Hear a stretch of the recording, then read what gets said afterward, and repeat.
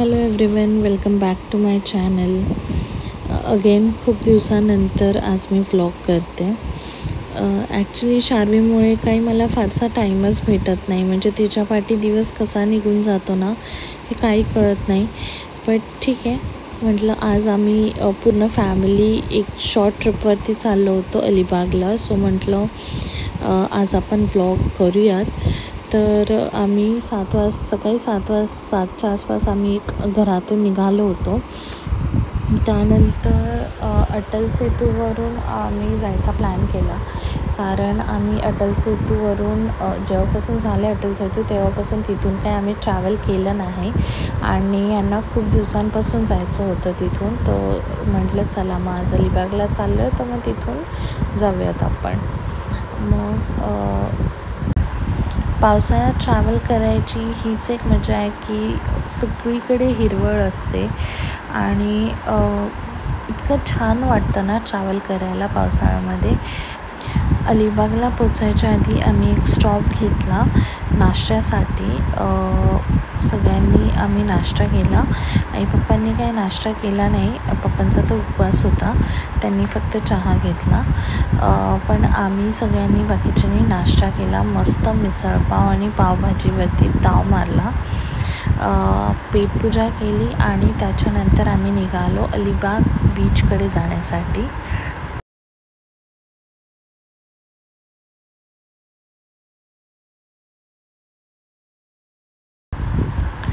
बीचवरती गेलो, मस्त फोटोज काढले उतरल्या आणि वातावरण इतकं छान वाटत होतं ना. ऊन नव्हतं, पाऊसही नव्हता, असं शिरवळ पडलं होतं, त्यामुळे खूप छान वाटत होतं. आणि आम्ही सॅटर्डेला गेलो होतो तरी पण फारशी गर्दी नव्हती. त्याच्यानंतर आम्ही काही व्हिडिओज काढले, फोटोज काढले आणि शार्वी परत इथे झोपली होती. मग आई तिला घेऊन फिरत होत्या आणि त्याच्यानंतर आम्ही ठरवलं की बीचच्या इथेच कुलाबा फोर्ट आहे, सो आपण तिकडे जायचं. तर मग आम्ही घोडागाडी केली होती. पर पर्सन 200 रुपीज घेतले होते आमचे. पण खूप मजा आली. आणि म्हणजे तो फोर्ट बीचपासून 1-2 किलोमीटर पाण्याच्या आतमध्ये आहे. छत्रपती शिवाजी महाराजांनी बांधलेला हा फोर्ट आहे. खूप सुंदर फोर्ट आहे. आणि इथे शार्वी झोपली होती, ती उठली आणि ती अशी कन्फ्युज्ड होती की हे नक्की काय चाललं आहे, मला कुठे घेऊन चाललेत. घोडागाडी खूप हालत होती, पण नाही, ती घाबरली नाही, खूप एन्जॉय केलं तिनेही. आणि घोडा जसा आतमध्ये जात होता ना, तो त्याच्या गळ्यापाशी पाणी येत होतं. थोडीशी भीती वाटली, पण पोचलो आम्ही व्यवस्थित. आणि त्याच्यानंतर तिथे पोचल्यानंतर ॲक्च्युली एंट्री फीज आहे, आय थिंक 25 रुपये एंट्री फीज आहे. आणि आतमध्ये जाताच आम्हाला भवानी मातेचं मंदिर होतं, सो आम्ही सगळे तिथे गेलो, दर्शन घेतलं मंदिरात आणि मग तिथून निघालो. आणि इथे मला एक आजोबा विहिरीतून पाणी काढताना दिसले. ते अगदी जुन्या पद्धतीने दोरी लावून पाणी काढत होते. मग तो एक शॉट घेतला मी छोटासा. त्याच्यानंतर पुढे गेलो आम्ही. आतमधून फोर्ट खूप सुंदर आहे. मस्त झाडं, हिरवळ, सगळं बघायला खूप छान वाटत होतं. पुढे गेल्यानंतर गणेश मंदिर होतं, मग तिथेही आम्ही गेलो. आणि इथे शार्वी, तिची आत्तू आणि मामांची मस्ती चालू होती. ॲक्च्युली आतमध्ये बरेचसे मंदिर आहेत. गणेश मंदिर आहे, हनुमान मंदिर आहे, महिषासूर मंदिर आहे, भवानी मातेचं मंदिर होतं.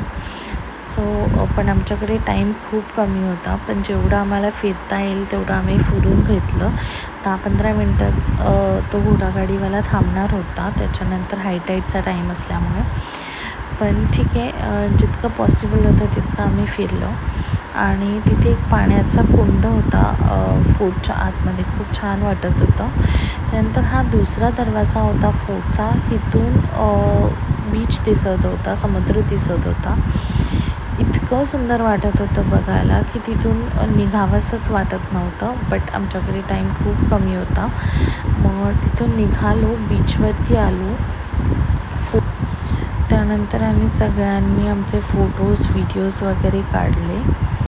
शार्वीचे आणि तिच्या बाबांचे कॅन्डिड मुवमेंट कॅप्चर करायचा मी थोडासा प्रयत्न केला. तर शार्वी खूप एन्जॉय केलं शार्वीने. त्यानंतर शार्वीच्या बाबांनी आमचे काही व्हिडिओज काढले, माझ्या आणि शार्वीचे. खूप एन्जॉय करत होती ती, मस्त पाणी बघत होती पहिल्यांदा. आणि ॲक्च्युली शार्वीचा हा पहिली बीच ट्रिप आहे. ती कधीच बीचवरती आली नव्हती, फर्स्ट टाईम आली होती. तर आमचे इथे असे क्यूट व्हिडिओज काढले तिच्या बाबांनी. त्यानंतर मग इथे माझे काही त्यांनी सिंगल सोलो व्हिडिओज काढले, स्लोमोज काढले, खूप सारे फोटोज काढले, एन्जॉय केला आम्ही. बीचवरून काय निघायचं मन होत नव्हतं. इतक्या सुंदर हवा होती, लाटा होत्या, खूप मजा आली. आम्ही काय पाण्यामध्ये उतरलो नाही, कारण पाणी स्वच्छ होतं तसं, पण शेवटी ते खारं पाणी आहे, सो अंगाची खाज होणारच. म्हणजे पाण्यात पाय टाकले तरी पण थोड्या वेळाने माझ्या पायांना खाज सुटली होती. सो त्यामुळे आम्ही पाण्यात काय उतरलो नाही. एक्स्ट्रा कपडे कॅरी केले होते, पण आम्ही काही गेलो नाही पाण्यामध्ये. त्यानंतर आम्ही तिथून निघालो आणि गेलो होतो रेवदंडा फोर्टला. तर ते काही मला फारसं इतकं आवडलं नाही, कारण तिथे एक फोर्ट आहे आणि तो काही व्यवस्थित मेंटेनही केला नव्हता. सो ते काय मला इतकं फारसं आवडलं नाही. पण ठीक आहे, जाऊन आलो आम्ही तिथेही थोडेफार फोटोज काढले. बट तिथली नारळाची झाडं जी होती ती मला खूप जास्त आवडली. खूप सुंदर वाटत होतं त्या झाडांमुळे. मग तिथे काय आम्ही जास्त वेळ थांबलो नाही. त्याच्यानंतर खूप भूक लागली होती, सो आम्ही गेलो जेवायला. अगेन इथे शार्वी झोपून उठली होती, सो इथे आम्ही ऑर्डर केलं. श्रावण असल्यामुळे आई पप्पांनी तर व्हेजच ऑर्डर केलेलं. बट आम्ही चौघांनी नॉनव्हेज खाल्लं, स्पेशली फिश थाळी. अलिबागला गेलो आहे आणि फिश नाही खाल्लं आहे असं होणार नाही, त्यामुळे इथे मस्त प्रॉन्स, सुरमई थाळी मागवल्या होत्या आणि मस्त जेवण केलं आम्ही. आणि तिकडून आम्ही निघालो मांडवा जेट्टीला. ॲक्च्युली इथे थोडंसं आम्ही चुकलो. आधी अलिबाग बीच केल्यानंतर आम्ही मांडवा जेट्टीला जायला हवं होतं आणि मग रेवदंडा फोर्टला जायला हवं होतं, कारण अलिबाग बीच आणि मांडवा जेट्टी हे जवळ आहेत. पण ठीक आहे, थोडंसं लांब पडलं आम्हाला. बट जेव्हा आम्ही तिथे पोचलो असं वाटलं की वर्थ इट आहे इथे येणं. मी सगळ्यांना हा स्पॉट नक्की रेकमेंड करेल. जर तुम्हीही जाणार असाल इथे नक्की व्हिजिट करा.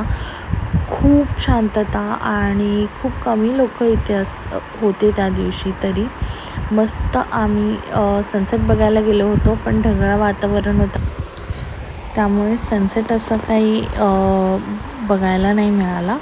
बट खूप छान वाटत होतं. खूप पीसफुल आहे ही जागा. मला आमच्या अलिबाग ट्रिपमधली ही बेस्ट स्पॉट वाटला हा. आणि त्यानंतर आम्ही निघालो आणि इथे शार्वी बघा कसं अत्तूच्या हातावरती डोकं ठेवून तिचं गाणं चाललं आहे.